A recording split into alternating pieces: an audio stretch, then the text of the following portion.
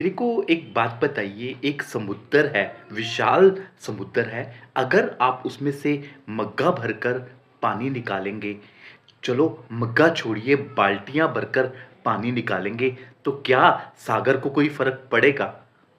चलो बाल्टी छोड़िए आप ड्रम भर के भी निकालेंगे, तो क्या सागर को कोई फ़र्क पड़ेगा? तो मैं आपसे कहना चाहता हूँ कि जो एलआईसी है, भारतीय जीवन बीमा निगम है, वो एक विशाल के सागर है। ये सिर्फ़ एक नाम नहीं, एक विश्वास की परंपरा है। एलआईसी गरीबों के पैसों के साथ खेल रहा है। पॉलिसी होल्डर्स का पैसा तो डूब रहा है।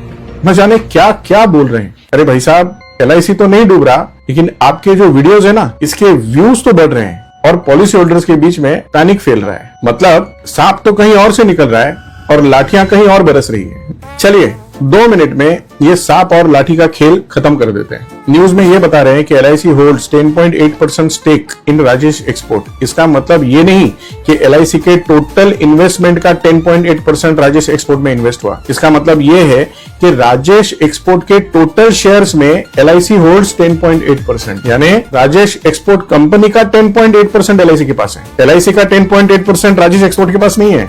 थोड़ा और डिटेल में बात करते हैं। मार्च 2026 के अनुसार राजेश एक्सपोर्ट के लगभग 3 करोड़ 18 लाख शेयर्स ये एलआईसी के पास है, जिसका टोटल वैल्यूएशन 256 करोड़ से लेके 340 करोड़ के बीच में है। और एलआईसी के एनुअल रिपोर्ट के अनुसार एलआईसी का टोटल एयूएम ये 57 लाख करोड़ से भी ज्यादा है। 57 लाख करोड़। तो इसमें राजेश एक्सपोर्ट का एक्सपोजर कितना है? 0.006%। 0.006%। अब मुझे यह बताइए, क्या 0.006% का एक्सपोजर दिखाकर पॉलिसी होल्डर्स में पैनिक फैलाना ये रिस्पॉन्सिबल बात है? अब तीसरा पॉइंट, लोग बोल रहे हैं नुकसान हो गया, नुकसान की बात कर रहे हैं, लेकिन नुकसान करने के लिए शेयर्स को तो बेचना पड़ेगा, तभी तो नुकसान बुक होगा ना। तो क्या एलआईसी ने 3 करोड़ 18 लाख शेयर्स बेच दिए और नुकसान बुक कर लिया? तो नुकसान कैसे हो रहा है? एलआईसी के पास अभी भी शेयर होल्डिंग है। अब राजेश एक्सपोर्ट ये कोई छोटी मोटी पेनी स्टॉक है क्या? ये एक लिस्टेड कंपनी है और फॉर्च्यून लिस्ट में आती थी और वेलकम भी जैसे ग्लोबल एसेट से जुड़ी कंपनी थी। या फिर नुकसान किसे हो रहा है? अब आता है गवर्नमेंट प्रेशर के मुद्दे के ऊपर। लोग बोलते हैं गवर्नमेंट प्रेशर में एलआईसी शेयर्स खरीदती है। मुझे एक बात बताइए, क्या एलआईसी ने राजेश एक्सपोर्ट को लोन दिया था, या जो भी ये शेयर्स उन्होंने लिए थे ये राजेश एक्सपोर्ट के प्रेफरेंशियल अलॉटमेंट में लिए थे? तो पब्लिक डेटा के हिसाब से नहीं। एलआईसी ने सारे शेयर्स नॉर्मल इक्विटी मार्केट से खरीदे हुए हैं, जैसे कोई भी इंस्टीट्यूशनल इन्वेस्टर मार्केट से शेयर खरीदता है।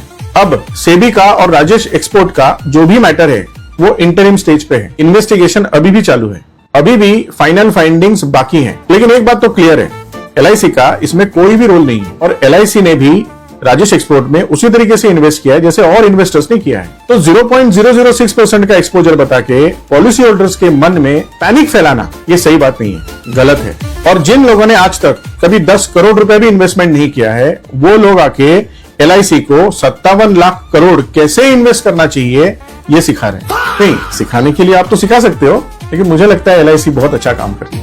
वीडियो बनाने से पहले थोड़ा स्टडी करो और रिस्पॉन्सिबल बनो। एलआईसी करो, जिम्मेदार बनो। सोशल मीडिया पर ऐसा कंटेंट डालकर उद्देश्य आपका क्या कहना चाहते हैं आप? आपकी कोई आईडी नहीं है, आप कभी ये वीडियो डाल रहे हैं, वो वीडियो डाल रहे हैं, आपका उद्देश्य क्या है? क्या आप सिर्फ व्यूअर्स लेना चाहते हैं, या आपको सिर्फ अपना वीडियो नेटवर्क बनाना है और सिर्फ चैनल को मोनेटाइज करना है?